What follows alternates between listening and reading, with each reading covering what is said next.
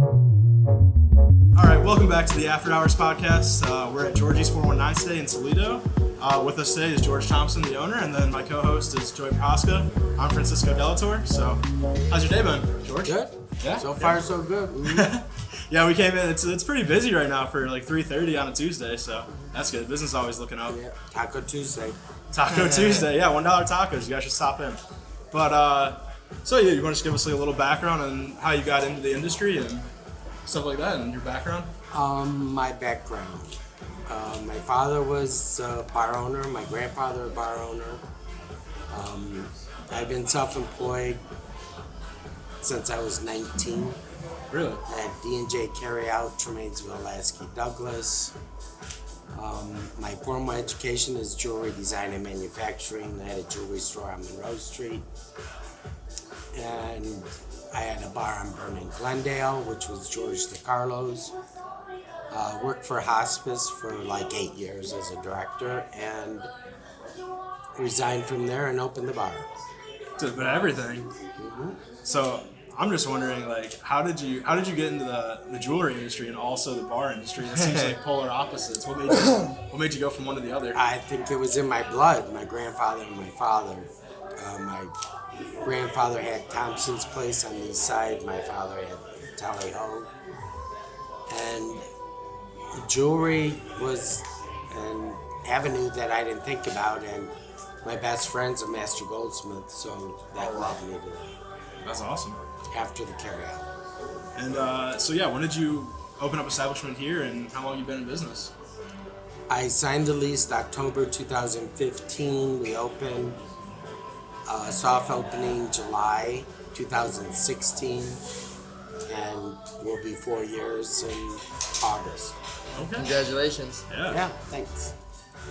Yeah. So let's just take it back a step. But what made you want to be like an entrepreneur? What made you want to be your own boss and own a restaurant, or restaurant and bar? I don't know that it's where the journey took me. Okay. And I've been blessed to be successful at everything that I've done. It was a lot of work. It was not easy, but both sides of my parents have been entrepreneurs. Yeah. So I'm sure that definitely helped you get a little insight on, the entrepreneur world and stuff like that. yes. So Yeah, I mean, me, Joey, and our photographer Joe, who's here today. Hi, Joe. I consider us all entrepreneurs as well. So we've started 2 businesses now, along with the podcast. And from everyone we've talked to, like, entrepreneurship is one of the hardest things you can ever do, but it's also one of the most rewarding. And with that being said, is there any piece of life advice that you'd like to give anyone that would want to be an entrepreneur? That expect to work, don't expect a 40-hour week.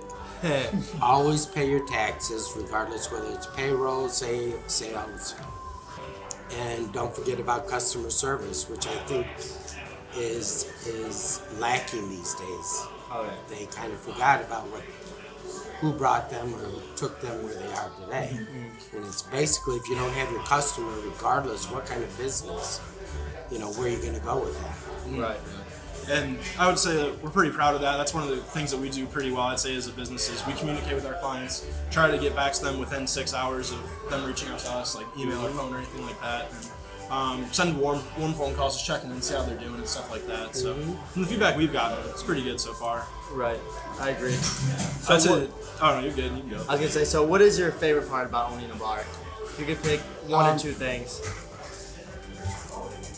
Our customer base is awesome, and meeting all these new people. I mean, we have been blessed to win several awards, first place awards, and making a difference, I think, in Toledo, especially when it comes to the LGBT community.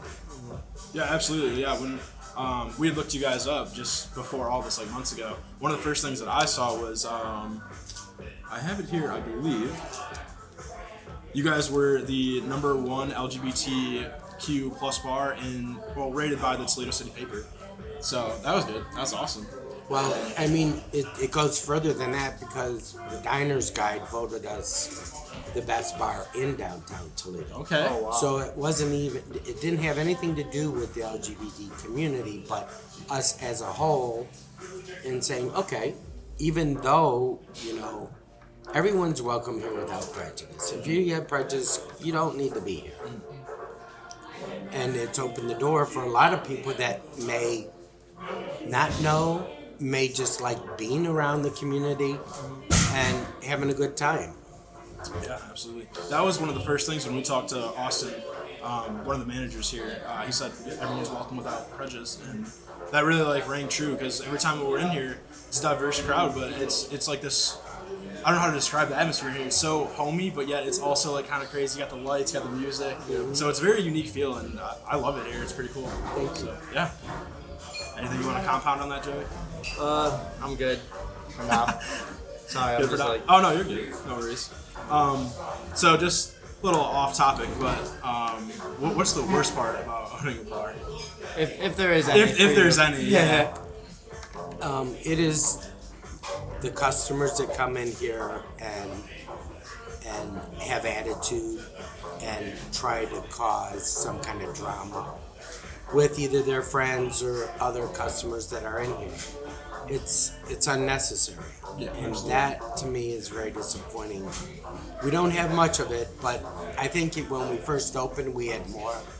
But now it's like we don't mess with it. Just leave, don't come back. I don't want them in here. Right. So Yeah, that's fair. I understand that for sure. Is there any way? Well, I was gonna ask if there's any experiences that are gotten crazy. Is there even any fights or anything like that? we've had disorder, but not fights. Okay. We take care of it right away. Okay. They're Nip it in the escorted bud. out. Yep. We're not going to tolerate it. And again, in the beginning, I think they challenged us, but now they know it's like, well, I'm not going there, because they'll be fit. Right. And then Wesley's is right next door, and Manhattan's and Poco Locos is down the street, and stuff like that. What is your relationship with other bars on Adams Street? Very good. Very good. Yes, it's like we're all good neighbors. When I first moved in, I had a lot of help from Zach Leahy. From Mostly, Manhattan's? Yes. Mostly Micah from Wesley's. He has been a great friend, advisor as to when I first opened, direction and information. That's amazing that you have like the close community of all the bar owners, and you guys all help each other, and try to better, Adams Street and the community as a whole. So it's real nice. Yeah, I'd say we've met with Zach multiple times. We've drank with him a couple times. He's always got some good stories, and he's a really good guy. I've had the pleasure of meeting Micah as well, only once, but they both seem just phenomenal. Yeah. So yeah, absolutely. And they got some good stories, so that always helps, I was gonna ask, do you guys have any like partnerships or anything like that with other bars on Adams Street? Because I know you guys have the open container policy. Right. I don't know if there's anything that extends past that in terms of relationships. Such as with other bar owners. Yeah, I don't know. Maybe you guys. I with Doc Watson's, I've known them a long time. Swig, I've known a long time from being in business before. Nancy Watson from Doc Watson has been a long-time friend. And so really we don't have, there are probably several bar owners that, it's good. There's no camaraderie. Gotcha. Okay. None of that. Okay. That's good. And then, would you say that the open container policy on Adams Street has made it more of like a bar crawl scene? Do you see people come from like Yes. Wesley's and they come here, Yes. or vice versa? That's awesome. That's very cool. So you guys share a lot Especially- of the same, clientele. A lot. We do. I think that Adams Street's very diverse. We have the neighboring West End where they can ride their bikes or do their carts. But Adams Street being as diverse as it is, where no one cares. Be who you are. We don't care. Just, have a good time. Right. I think that's Adams Street as a whole. Yeah. It's not stuffy. It's We don't care. So speaking of Adams Street, I was actually here for like the zombie bar crawl. Do you want to talk a little bit about that? How was that a wild time for you? Or? It's insane. No, it is. Is it really? It is phenomenal that in that shorter period of time, that there are so many people coming through here. Yeah, is it overwhelming a little bit, or? It's overwhelming. Yeah. Do you guys like plan for that weeks in advance, or how does that Yes. go? It's already in the planning stage. It's such a huge thing. And it's good for Toledo too. It's like Toledo, there are people coming from, Canada, Michigan, Indiana that come, they look forward to that zombie crawl. Oh, yeah. And honestly, thank God that it's well maintained for that many people, Security's there, porta pots. I mean, we do everything we can do to accommodate that many people. So. Yeah, I actually I have some friends from like Central Michigan and even farther north, and they all come to the zombie bar crawl just like crazy because they're like, wow, like that's my hometown, So. Do you have any plans for expanding, or maybe getting the Georgjz 2.0 down Monroe Street or something? Maybe upstairs. Oh yeah, I forgot because there's a complete upstairs to this place that nobody is renting or anything. No. Oh man. Do you own that then, or do you Yes. lease it? Okay, gotcha. So what do you want to do with that? Yeah. Probably another bar. Oh wow. Is it gonna be like a Osteria feel, or do you want to do a little different than that? No, I like the casual field. I like the rustic pieces of the old building that add its own character. Okay, gotcha. So, yeah. So it'll be a little bit different from like the Georgjz brand, and it's gonna be like a separate entity almost. Is that? what you're going It for? could be. We can have country western upstairs and then club music down here. Yeah. Okay. So it'll be a variety of things that you can do hip hop up there. So we can separate the two, mainly keeping Georgjz the way Georgjz has always been, club music, which we do extremely well, and people look forward to coming here to dance. But upstairs could give them maybe a little bit different, like Maybe more like a Manhattan's feel where it's like laid back, like dim lights, something like that, or.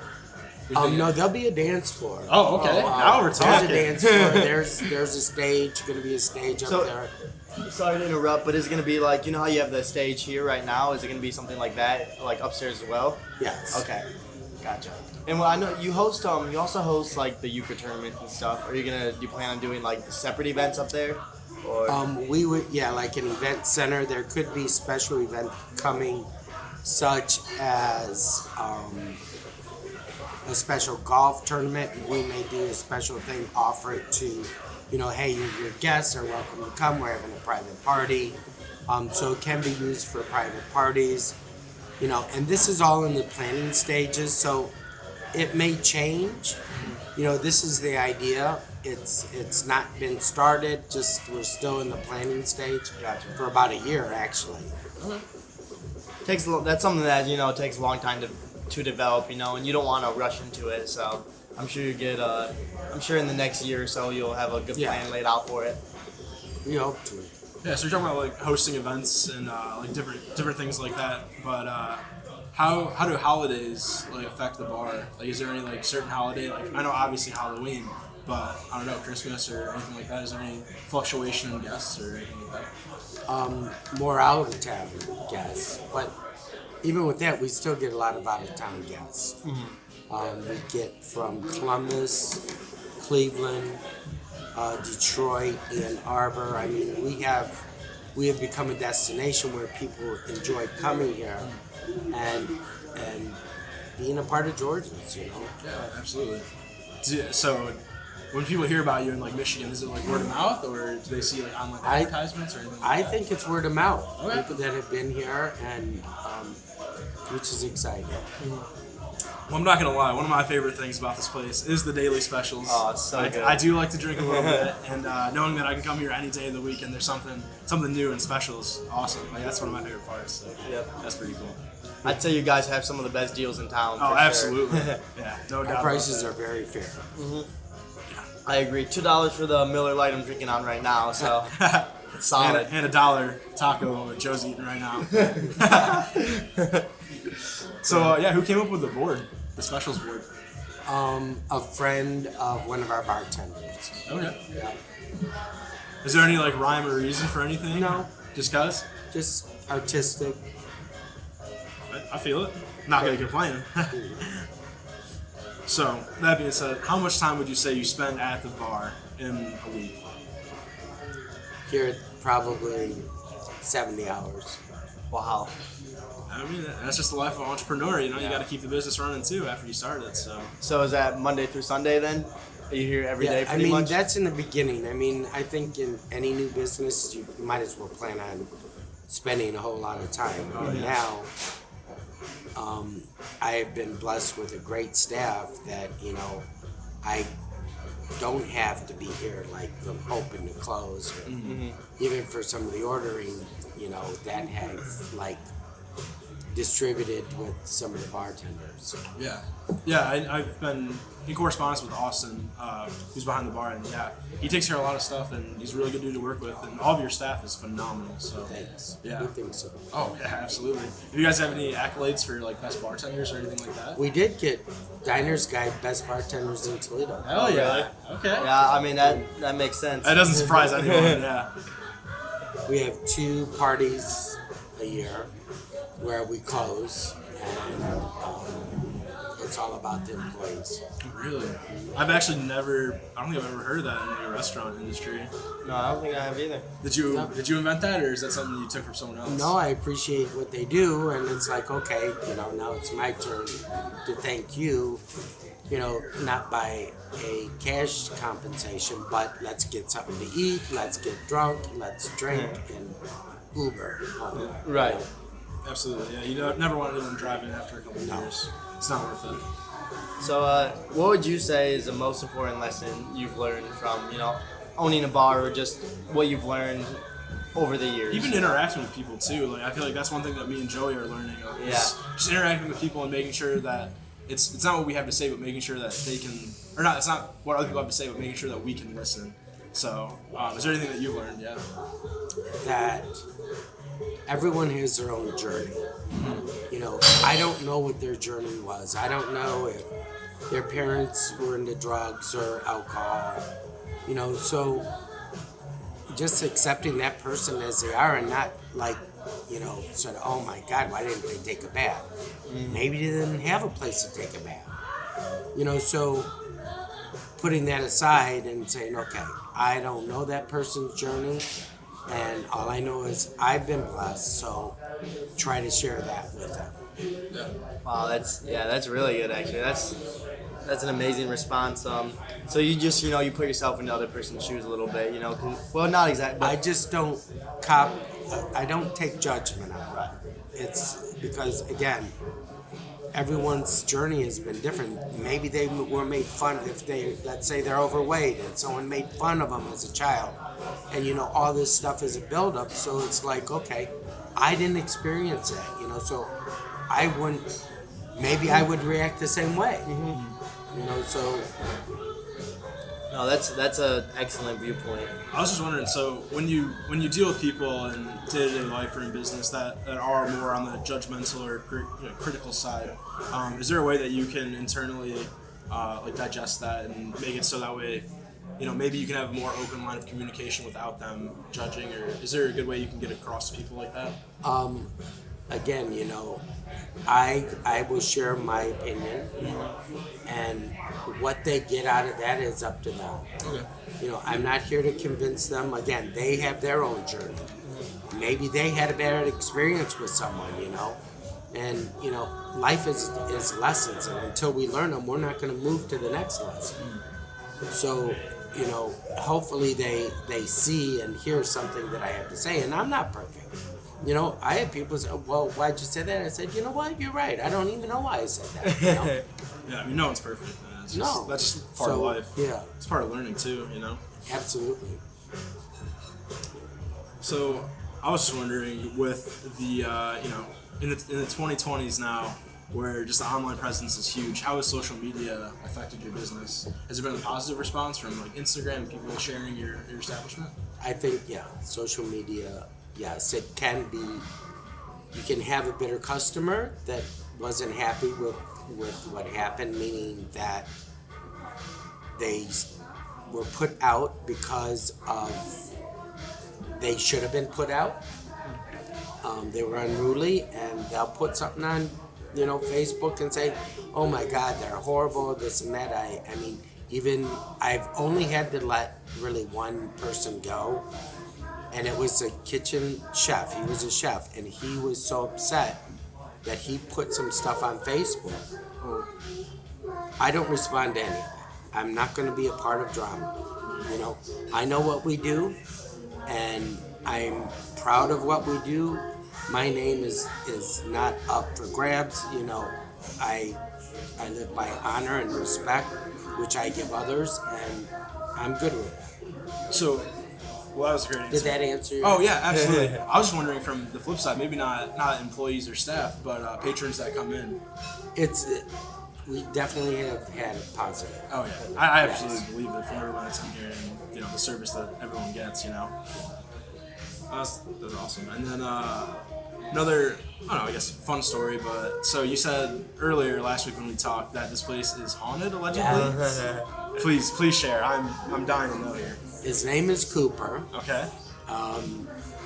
When I was building this out, I was in here by myself, but I had the alarms put on, the motion not, but the doors were on. And the first time I'll never forget it, I was in the men's room, I was painting, and I heard, like, if you take a 2x4 and you push it the opposite way, it slams down. Mm-hmm. Well, I knew motion detector, so if I cut wood or something, I made sure there was prop against the wall properly so that if I'm home, it didn't fall accidentally in the motion detector. So, scared the shit out of me. I came out and I was like, I know somebody's out here. I already called the cops, one of these numbers, but I actually went through the whole place, the basement, and then shortly left after that. Yeah. So, and then there were, like, someone would take a stone and skip, because this was all open. Okay. It's like took a stone and threw it across the floor, like it skipped on the water. And then glasses would rattle, and I did the sage thing, and it's like, there's been so many times that I have been scared that I left because I just couldn't stay. It was scary. So we get open, and bartender, we were closed, and we're sitting there, and this light right here on that chain just started swinging. None of the others, it just started swinging like this. And it's like, oh, I get chills now. It's like, holy shit. So there was another night. What's that? I said, so there's been multiple things. It hasn't just been one. Oh no, he wants you to know he's here. Wow. So we had taken Christmas lights and swagged them across the ceiling there, and then one of them, and a lot of times this happens after we're closed. It started swinging, just one of them. So you have this strand of light swinging, like if you took it and pushed it. Then we had the lights in the front start flashing. They're all on one circuit. One shut off. It's on the security thing. It's crazy. Oh my God. We had Haunted Toledo come in. The guy said his name, Cooper, and he said he was here to have a good time.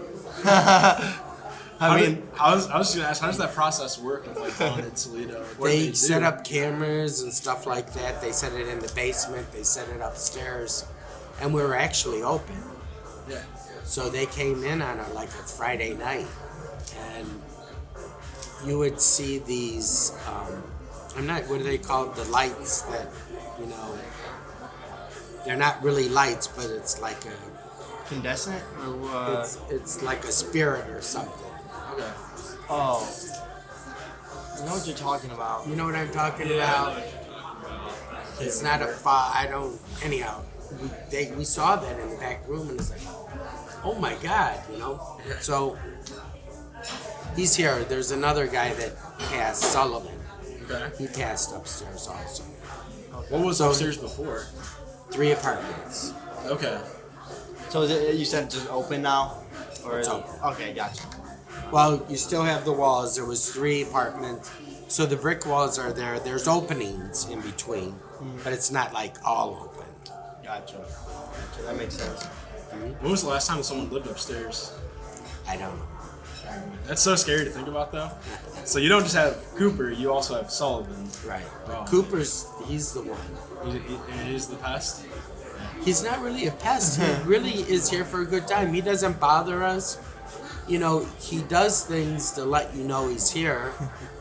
I mean, it's I don't even know how to explain just stuff that happens. It's like now I have cameras everywhere, but before I didn't. So if I hear, glasses rattling, I'm like, what? And I come out here and then I'm actually watching through the camera, watching these glasses like rattle. And I'm like, are you kidding me? Has any of the guests had an experience with ghosts? I don't know if they are. Oh, I'm sure you'd hear about it if they Yeah. did know, yeah. I don't think so. Mostly, I know our bar staff has. Seth, that was here earlier. I was watching him on the camera because I was kind of upset. He left stuff that wasn't done. And so I'm watching on the camera, and he was walking past there, and he's looking up because he heard something walking upstairs. Yeah. So he got frightened, and he basically got his stuff and got out of here. And you could see it on his face. It was like, it's like, oh Lord. That's insane. So, do you have any other adventures planned besides remodeling the upstairs? But do you have any other adventures besides the bar right now? The bar is an adventure. Oh, of we course, do a lot absolutely. of charity events. We like giving back to the community. We're big supporters of Equality Toledo. So that's good for me,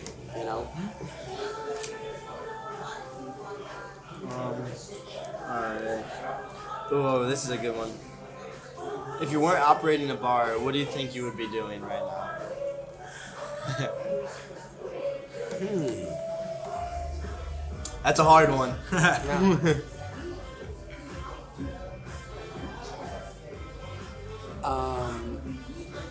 We got them, boys. Does it have to be for pay? No, not really. I guess not necessarily. Whatever you're Not nec- passionate about, really. Yeah. Yeah. I would probably volunteer for a hospice, travel, and buy a Bentley. So, where would you travel to? Eastern Europe, Eastern Europe? So you want to get Ukraine, Russia, or Bulgaria. Bulgaria? Yeah. Is that where your Russia. roots are? Yes. Or okay, where exactly? Varna, it's on the Black Sea. Okay, gotcha. Nice. Anywhere else or? All over Eastern Europe. Okay. France, Spain, Italy, Poland. Okay. I mean, the way of life. I've been there a lot actually, and I love the way of life there. It's very kicked back, relaxed. Here, it's like you open. Yeah, the day is like it was just February, and here it is.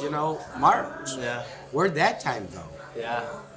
Yeah, we're thinking the same thing. Yeah, you wake up at whatever, go to bed, wake up, do it again. It's wild. It is. What do you think? Oh. Go ahead. No, ultimately, I'm doing what I want to do. Oh, that's awesome. Yeah, I think that's where we all want to be at the end of the day. Right? Yeah. So I'm just curious now about Eastern Europe.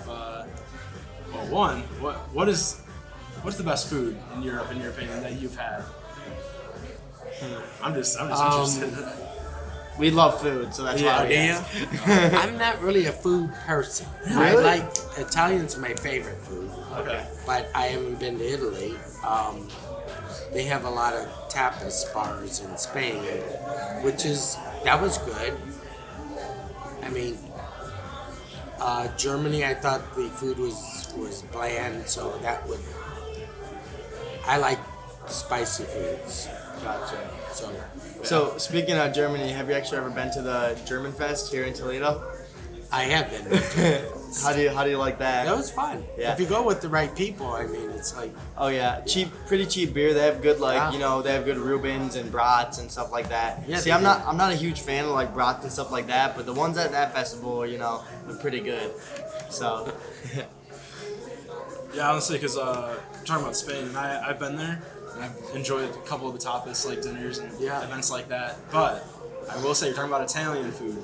There's this like little hole in the wall place down like a narrow cobble street in Spain, in Granada, Spain, and it's owned by all Italians. It's an authentic Italian restaurant. You walk in, the menu is in Italian and Spanish. So me and three of my friends were in there, and we're like shit, like we don't know Italian or Spanish. So we like walked in, and they all only spoke Italian. So it's like this like little hole in the wall place, maybe holds 20 people. There's 5 tables. Yeah. So we walk in, and the only thing I could read on the menu was lasagna, and that's what I got. And to this day, the best lasagna I've ever had. Best like Italian food ever. Like, Wow. It was so good. Like, it was so good. those are sometimes the places that are the best though. The little hole in the wall. You might not know of them, but the locals do. Yeah. So stuff like that. Yeah, because I think that's actually how we ended up getting there. Because we were kind of like bored of like the Spanish food. Like it's good, but it definitely isn't my favorite. Yeah. So we were just like talking to some of the other locals. I think we stopped by like Sevilla, Spain, and we were just like, what's a really good place to go? And they said, well, if you ever hit up Granada, then you got to go check out this like little place. And so we ended up going to Granada later in the trip, and that's where we stopped. And yeah, that was so worth it. well, even with the food there's not as many preservatives. Yes. No, most of that stuff is all natural, homegrown, meaning that you don't have all these pesticides. And actually the food is tomato does not taste like there like it does here. It's not as flavorful, I don't think. Yeah, because we use growth hormones and stuff like that.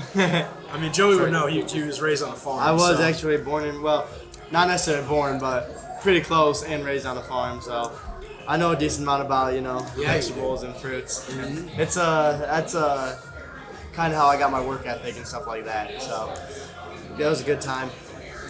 And then I'm still interested about Europe. What do you think is the biggest like culture shock in terms of how like people interact or like just the day-to-day operations? Culture shock. I don't know if it's a culture shock, but I mean, when you can go to a coffee shop, I mean, when you go here for a meal, you get in and out. There, it could be a whole evening. Mm-hmm. You start out with a glass of wine, you get some appetizers. Nobody's in a hurry. We're here to relax, have some good food and good music, and here it's like everything is rushed, and there it's just kicked back. Even coffee shops, you meet friends there, you have a cup of coffee, talking. Depending on where you're at in Europe, maybe you can get some other stuff at coffee shops. Yeah, you can, Amsterdam. Yeah.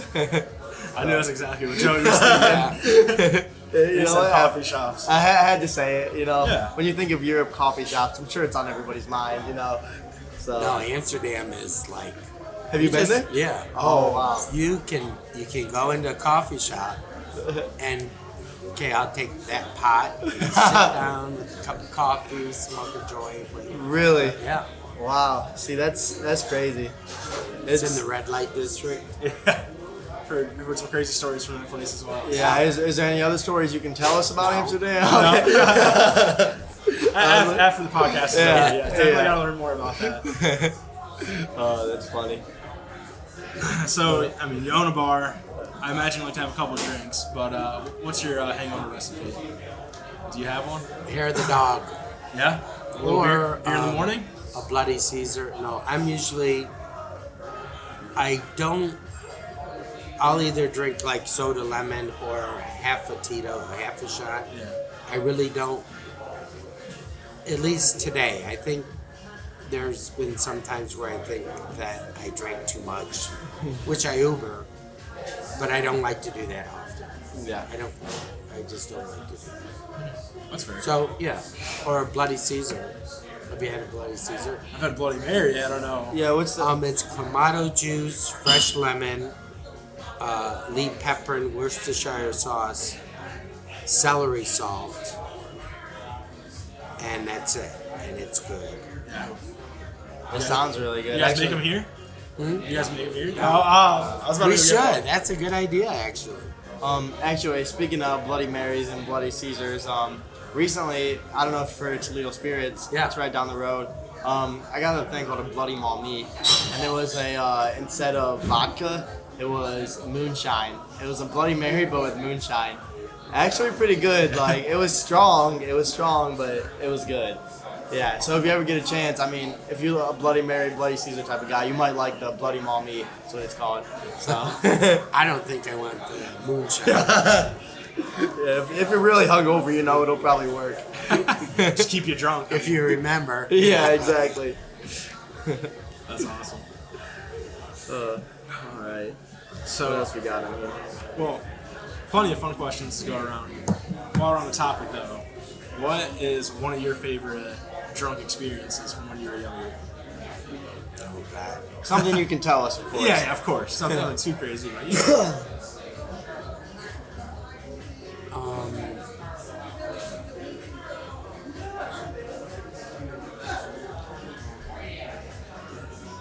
He's got to make sure it's rated Yeah. G for the podcast. You know? Well, PG. No, P. PG-13. Just no rated We're R. not too picky.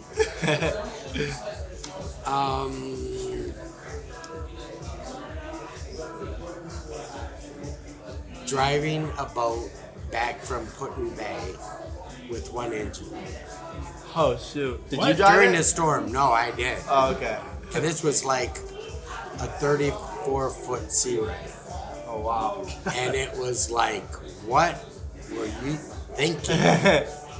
That was like insane. I mean, the waves were huge. Oh, yeah. And we made it. Luckily. So, was it like one of those things where you went out on the boat, just like having like a little day No, trip? we were at Put-in Bay Okay. for the weekend, and then the engine actually, I can't remember, I think on our way back, it was at the dock, if I remember correctly, that tried to get the other engine going. It wouldn't go. There were other people that were on the boat. There were 4 of us. And the owner of the boat and myself, he said, I'm driving it back. I'm not leaving it. I got to work, blah, blah, blah.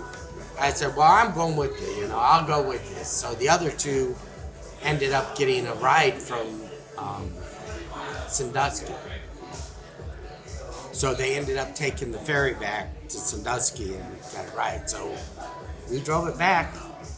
That was insane. That sounds It terrifying. sounds like it, yeah. It was terrifying. But at that time, it wasn't. We had the beer going. They have it. When you're young and buzzed, you don't care about much sometimes. So, Definitely not thinking the most logically. yeah. Well, another question that I have lined up here is, what's the most thrill-seeking thing you've ever done? I mean, that seems pretty crazy. I don't know if you can top anything. Walking across the Maumee River on ice. Oh my god. How cold was it out? It was cracking. The ice was cracking. There was a friend and I. All right, we need to rewind here. How did you get put in this scenario where you're walking across ice? I don't know how we got to that point, and I think it was like after the sports arena, which was on the side. And it's like, come on, we'll walk to the other side. Let's just walk across the ice. Yeah. And that's what we did. I don't think you can pay me enough to do that. Yeah, That's that was ballsy. stupid. Yeah. Jesus. And then I assume, are you from the Toledo area? Yes. You're from around here? Okay. But you said like your heritage is from Eastern Europe. Correct. Okay, cool. So you've been here your whole life? You ever move anywhere else? You're just No. Toledo homegrown? Yeah. That's fair. Toledo's been very good to me. I mean, I love it here. I'm from south of Detroit, so I'm not too far, but I'm about an hour north. Yeah. I mean, I love it here. I plan on staying close to Toledo. Or, At least for a few more years, you know. Oh, absolutely. Yeah. Any other? I mean, I got a list of questions we can ask. So, Oh, really? Oh, yeah. So, I mean, all right. What's your favorite hobby? Antiquing. Really? I don't think I've heard that one. No, that's a nice. So, like, what exactly do you like doing with it? Architectural artifacts. Do you like buying them or collecting Yes. them? Okay. No, not necessarily buying them. I love the old West End, looking at the old homes. It's a craft. It's an artist that's created some of these older things. So it's actually an art in itself. Because I like the artifacts. Gotcha. But you do. So do you ever like go to like antique shows or anything like that? I go to some antique shows, yeah. Okay. Antique shops. Is there any here in Toledo? Any antique shows you've been to? The Carriage House Antiques. I've been to Wayne Siddons. It's closed right now. Leffler's. That's pretty cool. What is your favorite hometown restaurant? Oh, that's Georgjz. If you couldn't choose this place, though. Second. Second. Lots of good ones in Toledo, so it's a hard There's a choice. lot. There are Beirut. Say what? Beirut, I don't think I've been there. I've never heard of it. Where's that located? Monroe Street. You Beirut? Yeah. Do you like Lebanese Yeah. food? Lebanese. Douglas. Okay. Gotcha. I've never heard of it. Me Definitely neither, check but- it out. Yeah, we'll definitely go and check it out. This sounds good. We're not picky with our food, so we'll eat anything, you know. Literally. And then, so you've obviously had success here, but where do you think that people that take a similar route to you, where do they fail in opening a bar or restaurant? I think they become a part of the bar, meaning part of the party. Yeah. Okay. And you can't. It's a business. You gotta need to separate be business run, and right? fun. Yeah. Of course, you party here and there, but for the most part, when you become to where it's a party every weekend, that's, when you're going to have a problem. That's fair. And then is there been any like resources that have helped you? Have you had any like, advisors or anybody that's mentored you along the process? Micah next door, Jim Hudlick from Swig, Nancy Watson I reached out to, and then some friends within the community because I was concerned, is this the right move because of the investment involved? So, yeah.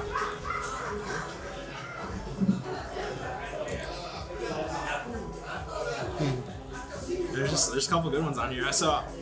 What is one piece of advice that you'd like to share with everyone? Be kind to one another. You would think that people would Yeah. do that naturally, but sometimes it just doesn't happen. And then you had also mentioned that earlier, Bentley, that would be your car of choice. Yeah. Bentley GT. If you could get any car ever, it'd be a Bentley GT. Yeah. Okay. What about your second choice? Ferrari. Oh, nice. I designed jewelry for Ferrari. Actually, I have won like 2 awards. I entered 2 competitions. It was the Ohio Jewelers Award, and it took place in Columbus, and I put a ring together and I took first place. Okay. And then I put a pin and I took third place. So through this jewelry stages, there's 2 divisions. Toledo Goldsmithing and Manufacturing, which was a wholesale division, and then George Thompson Jewelry by Design was the retail. So a friend of mine had called me that had a friend that worked for Ferrari in Lauderdale. And I said, hey, they're looking for a jeweler to put like 3 or 4 pieces together, fine jewelry that they can sell. I said, okay. So I made 4 pieces that could be actually 6 pieces, but I went down there, made them in silver, plated them in gold, and they chose me. Congrats. That's a huge So I honor. did that for like 2 years for them. That was in Fort Lauderdale? Yeah, or the Ferrari dealership. So one of the first things I asked him, I said, okay, if I'm going to be doing this jewelry for you, I think I deserve to drive a Ferrari. Oh, yeah. And he said, okay, take your pick. And I said, okay. So you got to drive one? Oh my God. How was that compared to a regular car? It isn't. Oh my God. Hey, you'll get one. You'll get one soon, right? Bentley, Ferrari. Bentley, no, you know what? That's just stuff. Yeah. I'm really happy where I am. If it happens, it does. If it doesn't, I'm okay with that too. Right. You know, because stuff doesn't make you happy. It doesn't. No. That's fair. And then I was just wondering too. One of the main attractions to Georgjz, I mean, besides the great white staff and all the specials, is live entertainment. Yeah. So I know you guys have like I think a project manager or a director. Show director. Show director. That's the term. Yeah. So what is your process for scheduling and hosting events like that? Because I mean, it's gotta take up some time. I'm just wondering from a business standpoint. If it's a weekend show or something like birthday party, Mike does it. And there's a list of performers that we can call on and ask if they want to. And we really have not had any problem getting performers. Yeah. The job comes when you are putting on an event such as Zombie Crawl. How do you order? How many do you staff? You know, what are you going to provide? You know, after hours or after Pride Party, that is huge. You know, and we've had it for 2 years, and last year was phenomenal, and this year will even be bigger yet. So that is not just Mike. Mike will put the entertainment together, but also there's everything around there. You know, who's going to get the stage? We've got stage coming in if it's on the outside. The park, the sound system, the lighting. You know, who's going to provide that? You know, who's going to give us the best deal? It's like this year we're having an additional parking lot party for the Old West End Festival, or Old West End, which is our charity. So it's gonna be an outside party? Yeah. Oh, where's that at? Here. It'll be in the Right parking here. lot parking. Yeah. Wow. I've never heard of that. That is so cool. Well, we picked them, our charity, because we want to give back to our neighbors. And it's our anniversary, 4-year anniversary. So in celebrating our 4-year anniversary, that is what we want to do. We want to do a tribute to the Old West End. That's awesome. Yeah. So I think we're starting to wrap up here, and just something that I would like to know from an entrepreneur standpoint is what is something you failed at and then later overcame?